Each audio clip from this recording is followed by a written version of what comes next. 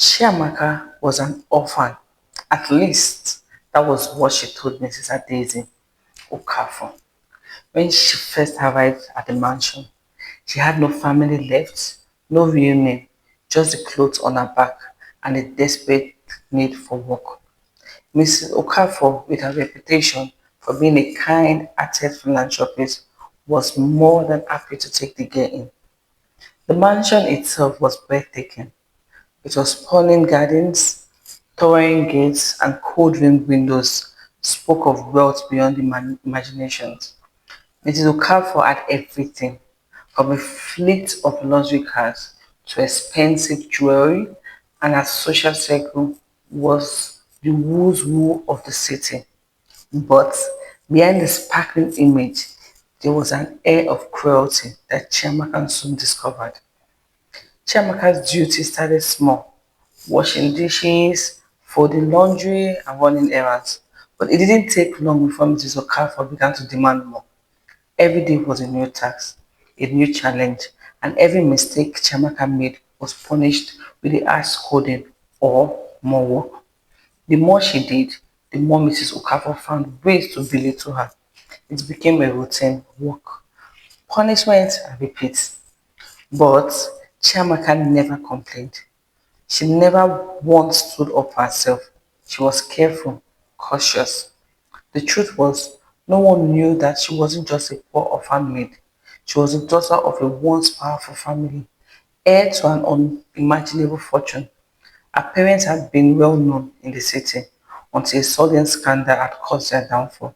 Her father was accused of financial misconduct and the whole family was shunned. Their wealth seized, their name erased. Chiamaka had been hidden away by her relatives, trained to survive in secrecy and forced to adapt a new identity, one that was beneath her true station. She wore the marks of a humble maid, but inside she was plotting. As the weeks turned into months, the mistreatment continued.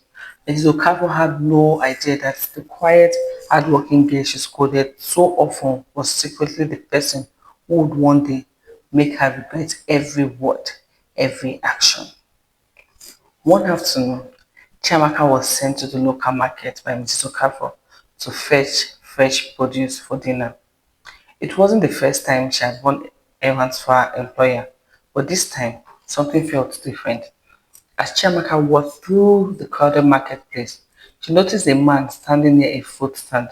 His face was familiar, a rich, well-dressed businessman with an aura of authority who was talking to another man. But Chiamaka didn't pay him attention until she realized the man was speaking about her. Have you heard the story about your Carfords? The businessman said, his voice low, but loud enough for Chiamaka to hear. Yeah, I have heard. The family's been disgraced. All their wealth is gone. The daughter's been hiding away for years in some humble home. No one even knows where she is anymore. Chiamaka froze, her heart pounding in her chest. She turned quickly, pretending to be interested in the vegetables on the store in front of her. But the mention of her name, the mention of her family, it had like a jolt of electricity. The man continued, poor girl. They say she's living in the poorest condition, working as a maid. If she had the chance, she could have taken back everything, but she's just gone off the radar. Chamaka took a deep breath. She hadn't expected her family scandal to still be discussed in public, but hearing it only made her resolve stronger. She would reclaim her birthright and she would do it on her terms. But there was another matter to deal with, the relentless cruelty of Mrs. Okafor. As the days passed, Mrs. Okafor's attitude grew worse. The insults were sharper, the tasks were more demanding. One evening, after a particularly growing day of cleaning the mansion from top to bottom, Chiamaka was summoned to Mrs. Okafor's quarter. You have made another mistake, Chiamaka, Mrs. Okafor snapped as she looked over the maid's work. The silverware is not polished properly. It looks like you did this with your eyes closed. Chiamaka stood still, her hands clasped tightly in front of her. The heat of anger surged inside of her, but she held it back. Her voice was calm and steady. I am sorry, ma. I will fix it right away. Mrs. Okafor narrowed her eyes, staring. No, you won't. You have had enough chances. I am done with you. Without warning, Mrs. Okafor grabbed a glass of water from the table and threw it in Chiamaka's face. The cold liquid soaked her clothes and dripped down her face, but Chiamaka didn't flinch. She remained frozen, her hands still at her sides, her face expressionless. Mrs. Okafor, in a fit of rage, turned her back, muttering under her breath, I have had enough of this lazy, worthless girl. But Chiamaka had had enough. She took a slow, steady breath. The water on her face wasn't cold anymore. It was the final drop. She looked down at her hands, her fingers trembling, not for fear, but from the sudden rush of power that coursed through her veins. She had waited for this moment and now it was time.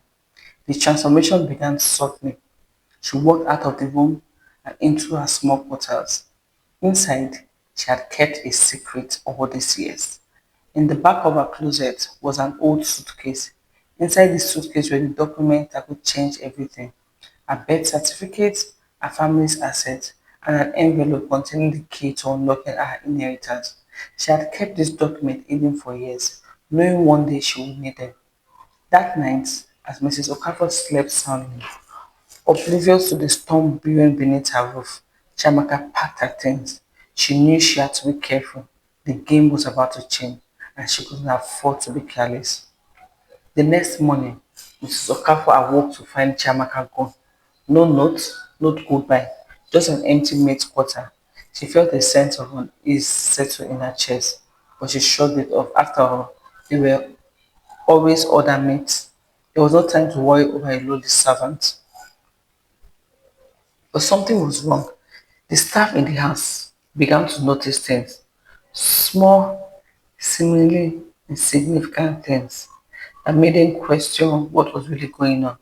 The luxury cars parked in front of the house began to disappear one by one. Mrs. Okafor's financial advisor called, speaking in hushed tones. The bank accounts that had once seen earnings were now nearing zero. Mrs. Okafor felt the walls closing in on her. She didn't understand what was happening, but there was one thing she knew for sure. Chamaka had something to do with it. Days passed, and still no word from Chamaka. Then Mrs. Okafor received a letter, an invitation of all things. The letter read, Dear Mrs. Okafor, I trust you have noticed the changes by now. It is time we meet again. I'd be delighted if you could join me at my estate. Sincerely, Chiamaka Okafor. At first, Ms. Okafor thought it was some sort of sick joke, but as she read the letter over and over, the reality began to sink in. Her heart skipped a beat. Chiamaka Okafor, the maid, was not who she appeared to be. The invitation wasn't just from anyone, it was from someone who held power, wealth, and status far beyond Mrs. Okafor's reach. The address on the letter was for outsider the city, in a location she recognized all too well. It was Okafor's family estate, the very one that had been abandoned after the scandal. Ms. Okafor had once envied the family's wealth, never imagined that the very maid she had mistreated could be the one to inherit it all. With shaking hands, Mrs. Okafor made her way to the address, her mind swelling with questions. When she arrived, she was stunned. The mansion before her was grander than anything she had ever seen. It was towering gates, manicured gardens, and gleaming windows were all signs of the wealth that had once been hidden. Inside, she was greeted by Chiamaka, not as a timid maid, but as the powerful heiress. She stood before Mrs. Okafor, her presence commanding. Gone was a meek girl who had walked under her thumb. Chiamaka now carried herself with the poise of someone who had long known her worth. Welcome, Mrs. Okafor, Chiamaka said, her voice calm, yet laced with quiet strength. I trust you're surprised to see me like this. Mrs. Okafor was speechless, her knees trembling, as realization hit her like a ton of bricks. The girl she had humiliated, the girl she had treated like death was not only rich but powerful. I I never knew Mrs. Okafor stammered, her voice cracking. You, you are the Okafor's heiress? Chiamaka smiled, but there was no malice in her expression. I was once like you, Mrs. Okafor. I had everything, wealth, status, power, but I lost it all, just like you will. The difference is I learned how to rise again. Mrs. Okafor fell to her knees, her pride shattered. Please forgive me. Chiamaka didn't answer immediately. She only stared at her for a moment, as though weighing the years of pain she had endured. Finally, she spoke. You didn't know what you were dealing with, Mr. Okafor, but now you do. As Mr. Okafor knelt before Chiamaka, the reality of her situation fully sank in. She was no longer the powerful, wealthy woman she once was.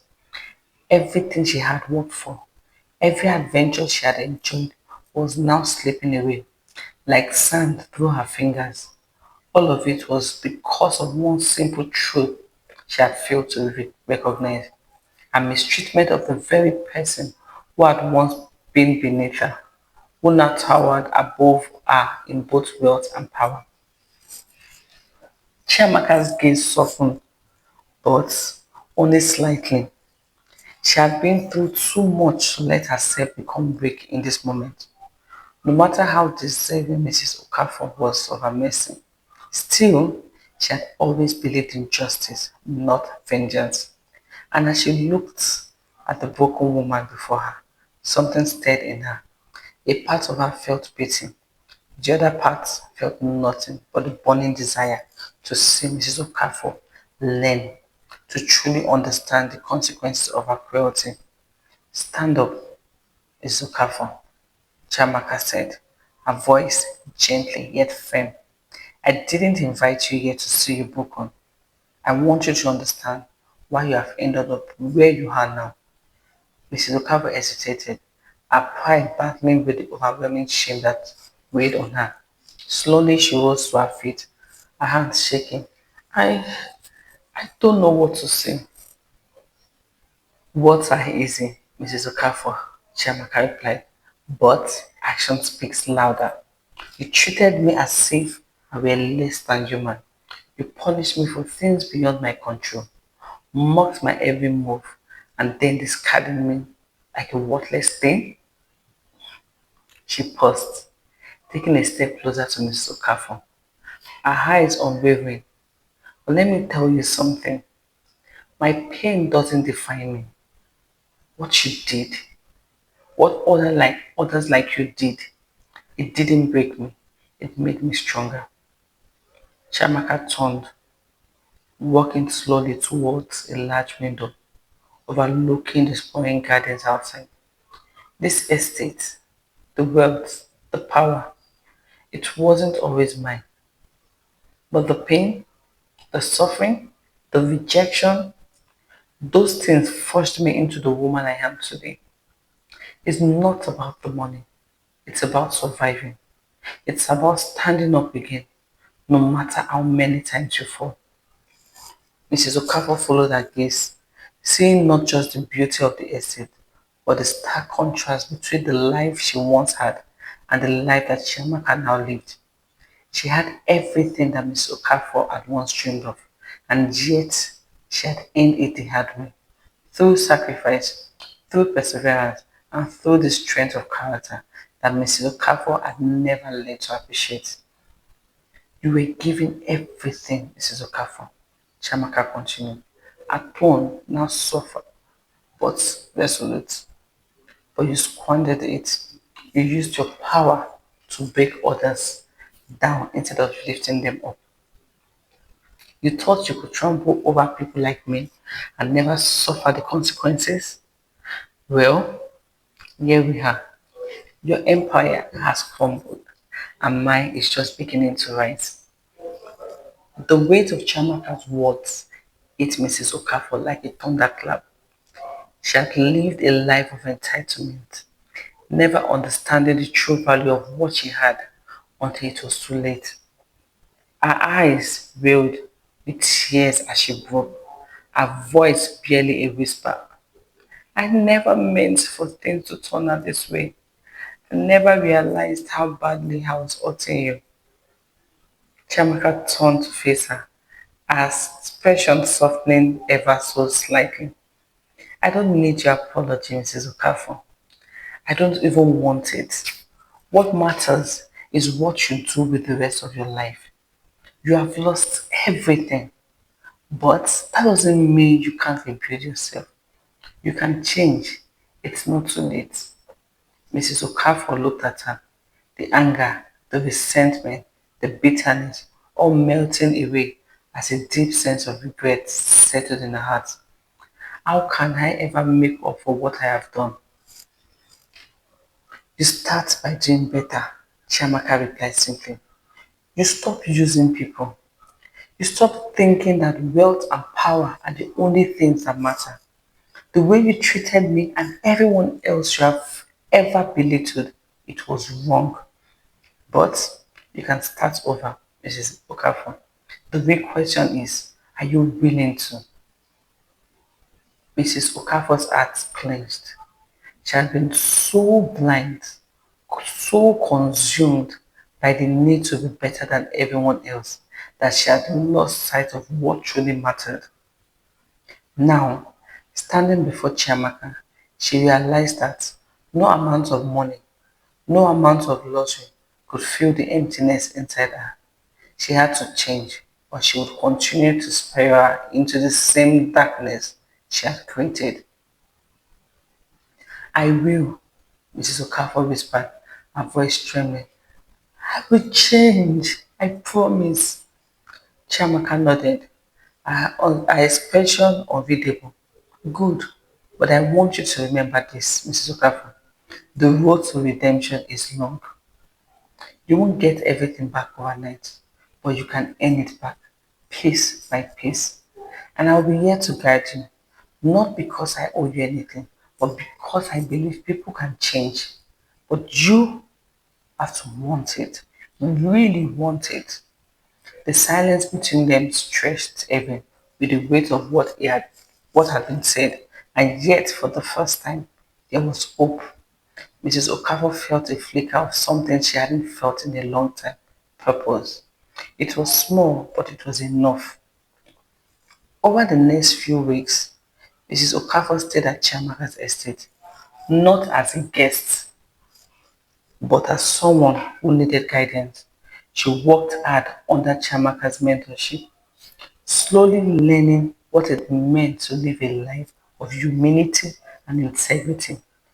Gone were the days of extravagant parties and luxury. Now, she spent her time volunteering in the community, working with children, helping build schools, and learning to give back in ways she had never imagined. Chiamaka watched her progress, her own journey of healing reflected in Mrs. Okafor. There were moments when Mrs. Okafor stumbled, when old habits crept back into her thoughts. But Chiamaka was patient. She knew that change wasn't something that happened overnight. It was something that had to be earned, something that had to be fought for every single day. It wasn't long before Mrs. Okafor began to regain a measure of respect, not from the people she had once known, but from new people, the people she had once overlooked, the underprivileged, the forgotten ones. They saw the change in her and they welcomed it. Chiamaka, meanwhile, continued to grow her empire. She expanded her charities, ensuring that her wealth was used for the greater good. But as her business flourished, so did her heart. She found peace in knowing that she had not only reclaimed her inheritance, but had also helped another soul find redemption. Weeks turned into months, and the contrast between the two women became clearer. Mrs. Okafor no longer lived in the mansion she had once flaunted. Instead, She found a small house in a humble neighborhood where she could live quietly, work honestly, and continue to rebuild her life. Her name, once synonymous with arrogance and cruelty, was slowly being whispered with respect. Again, but for different reasons. Chiamaka's story too had changed from the girl who had been mocked, underestimated, and humiliated. She had become a symbol of resilience, of the power of forgiveness, and the strength of the human spirit. Her legacy would live on for generations, not because of her wealth, but because of her heart. And as years passed, the two women met regularly, not as employer and servant, but as equals, as friends, as women who had both learned the hardest lessons life could teach. As the years went on, Chiamaka and Mrs. Okafor's relationship blossomed into something neither of them had ever expected. The lines between employer and servant have long since been blurred, replaced by a deep respect and understanding from one another's struggles, victory, and failures. They were no longer bound by the past, but were tied together by a shared commitment to growth and discovery. Mrs. Okafor, once a proud and callous woman, had transformed. Her days were no longer filled with vanity and the pursuit of shallow pleasures.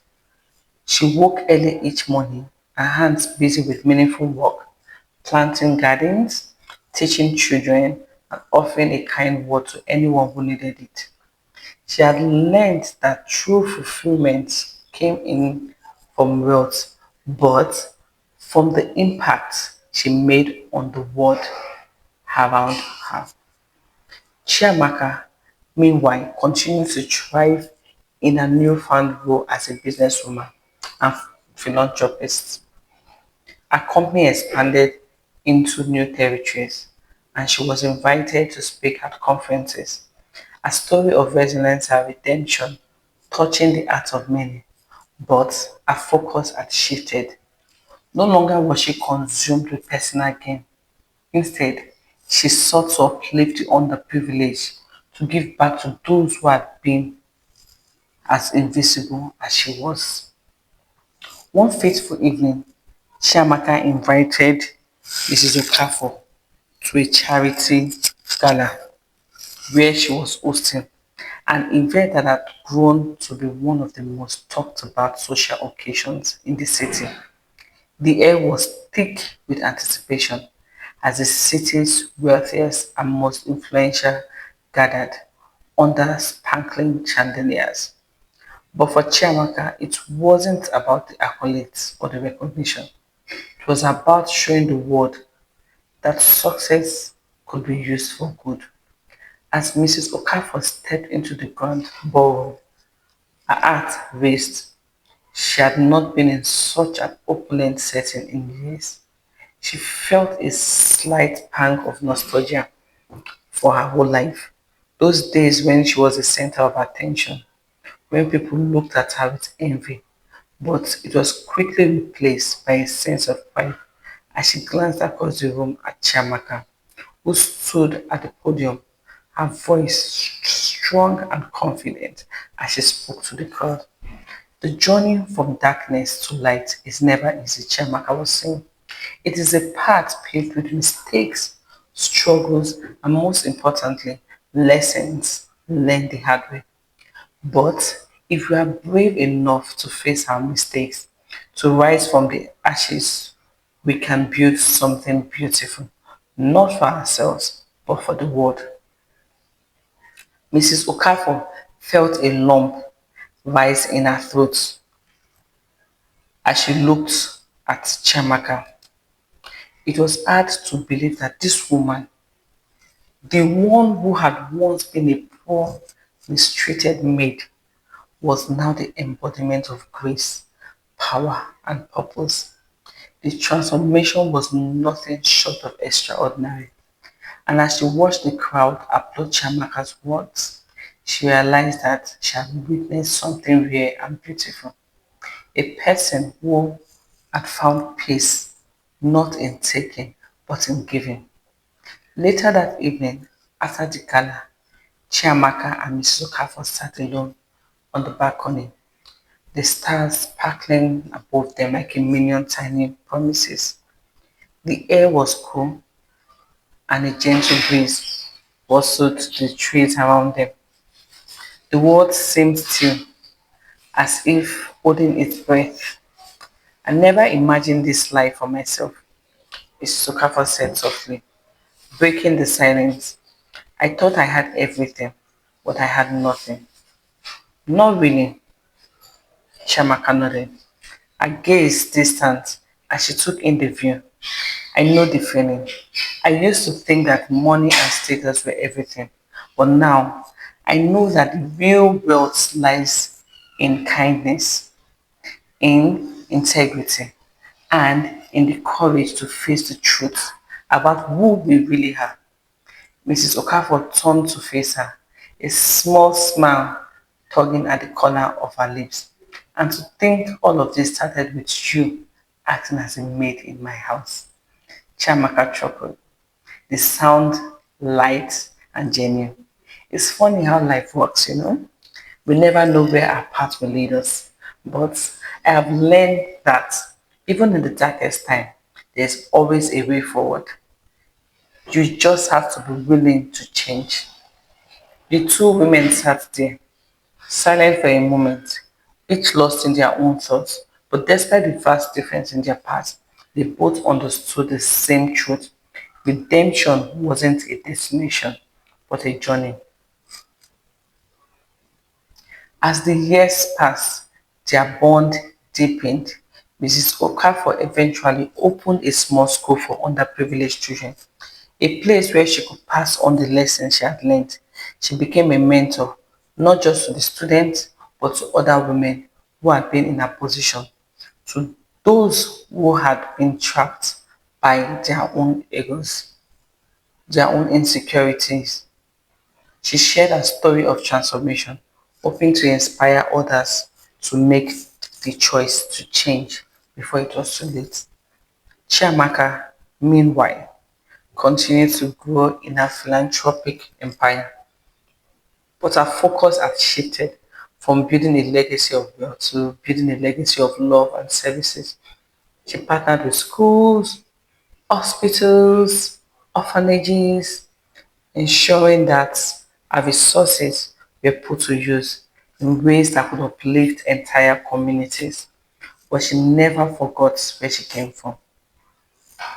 And she always made time for the people who had helped her along the way, including Mrs. Okafor. Their story, though one of hardship, was also one of healing, proving that even the deepest wounds could be mended through forgiveness, humility, and unwavering resolve. Both women found new lives, lives that were richer than anything money could buy. And so, the years went by, and the world around them continued to change. But the bond between Chiamaka and Mrs. Okafor remained steadfast. It was a reminder that the greatest power in life wasn't found in wealth or status, but in the ability to rise above, to forgive, and to love, no matter what the past have been. In the end, Chiamaka's message was clear.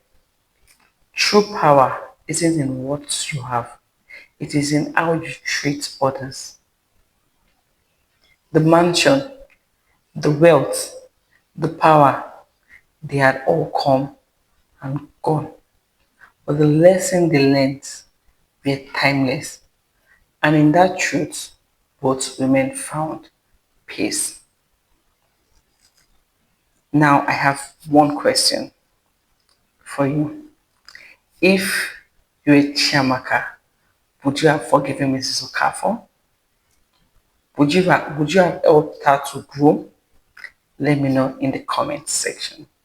The second question, Have you been treated badly by someone and you feel you would never forgive the person?